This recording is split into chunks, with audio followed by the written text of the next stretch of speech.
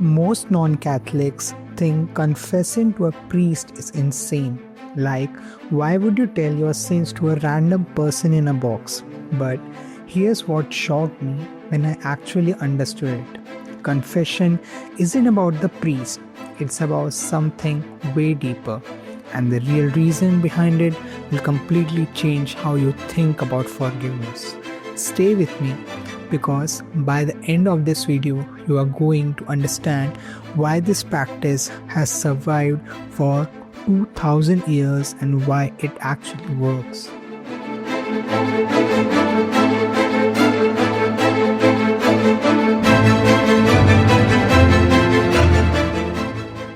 So first, let's address the elephant in the room.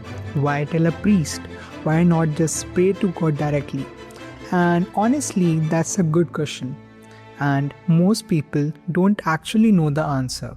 Let me tell you what I discovered.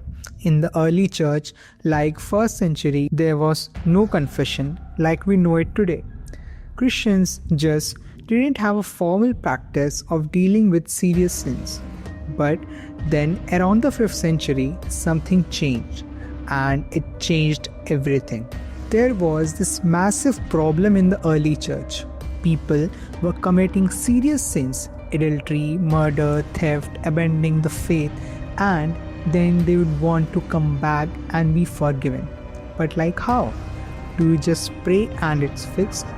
And the church was struggling with this because they realized something that no one talks about. Guilt doesn't disappear just because God forgives you. That's the real insight here.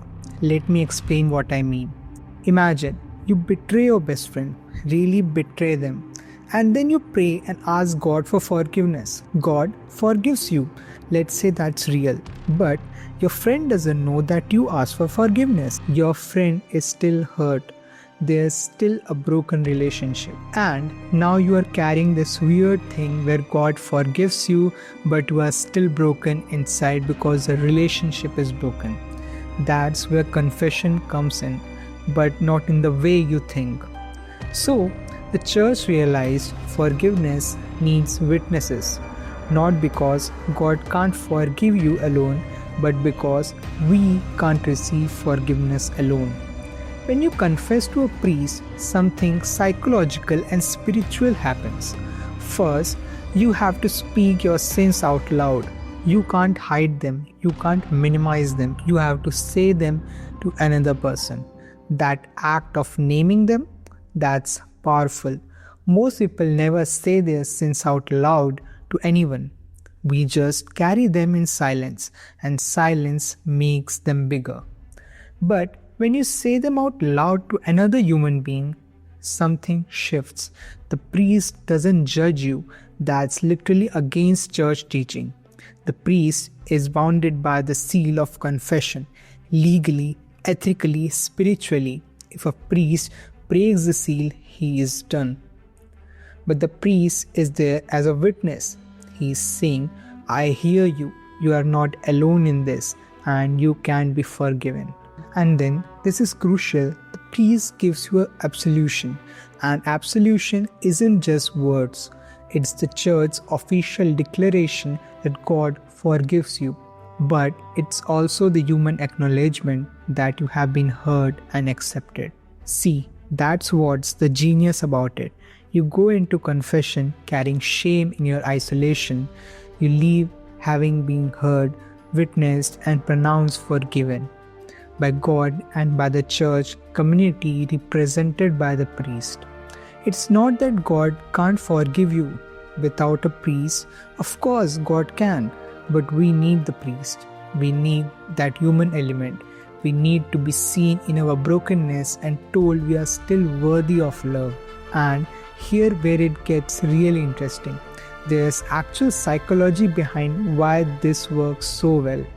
Scientists have done studies on confession, and here's what they found. When you confess a sin to another person, your brain processes shame differently. See, shame thrives in secrecy. More you hide something, the bigger it becomes in your mind. But the moment you tell someone else, shame loses power. you are no longer alone with it. That's why people feel so much lighter after confession. It's not just spiritual, it's neurological. Your brain actually changes when shame is brought into the light.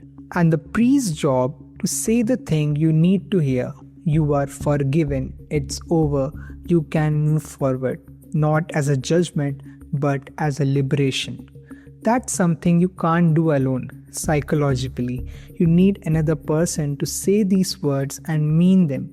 Because when you are in shame, you can't forgive yourself. You need external validation of your worth.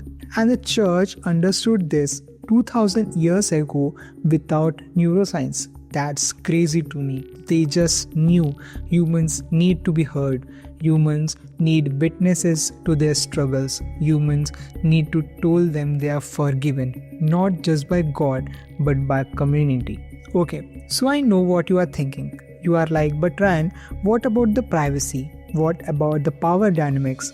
Isn't that weird? Valid question. Let me address you. First, the seal of confession. This is a non-negotiable in Catholicism. A priest literally faced laicization, defrocking if they broke it. Even if you confess to murder, even if law enforcement asks, the priest cannot tell. Ever. It's under penalty of excommunication. So privacy? It's actually more protected than talking to a therapist. Therapists have mandated reporting laws. Priests do not. Second, the power dynamic. Yeah, there's a priest on the other side, but again, he's not judging you. The church teaching is explicit. The priest is a mediator, not a judge. The judgment comes from God, not from the man. And honestly, most priests have heard everything. Nothing shocks them. They're heard words from basically everyone. So the shame you are carrying, they have literally heard it from hundreds of people. You are not special in your brokenness. You are human. Third, you are confessing to a human, a flawed human, a human who sins themselves, and that's actually the point. Because the priest is saying, I get it, I am broken too, and I am here to tell you we are all forgiven. Here's what I realized that blew my mind. Confession is the most democratic practice in the church. See, anyone can confess, the Pope confesses, priests confess, nuns confess, the bishops confess. There's no hierarchy in confession. Everyone is equal in their brokenness. In a world where we're obsessed with hiding our flaws, pretending we are perfect, building these fake versions of ourselves, confession says, no, you are broken, that's okay, tell someone.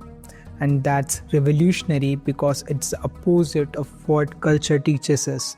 Culture says, hide your weakness, but the church says, your weakness is where healing begins.